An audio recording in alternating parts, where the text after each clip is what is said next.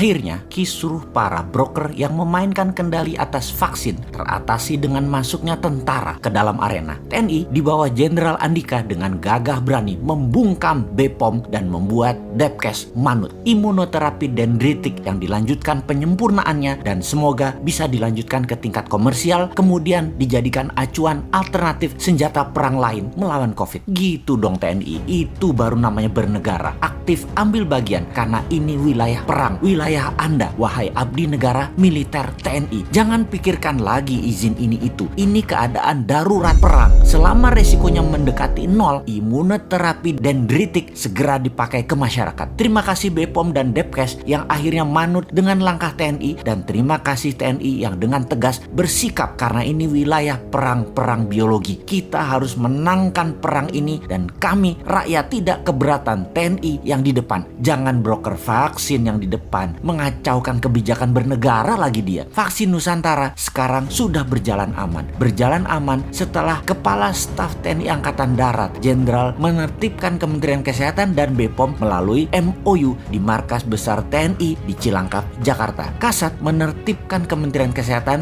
dan BPOM melalui tripartit. Isinya menyetop istilah uji klinis vaksin Nusantara menjadi riset dendritic cell, dan ini dilanjutkan penelitian non-profit belum untuk vaksinasi massal. Izin itu tidak dibutuhkan. Titik, mission accomplished. TNI masuk. Di sisi masyarakat, kita juga harus mencermati esensi pernyataan Profesor Chairul Anwar Nidom, Guru Besar Biokimia dan Biologi Molekular Universitas Erlangga dan juga Ketua Tim Riset Corona dan Formulasi Vaksin dari Profesor Nidom Foundation atau PNF, yang mengatakan vaksin Nusantara mampu mengantisipasi mutasi COVID, di mana kalau menggunakan vaksin konvensional maka harus menunggu lebih dari 1 tahun. Keburu virusnya mutasi lagi. Ini yang menyebabkan vaksin konvensional gagal menghadapi COVID-19.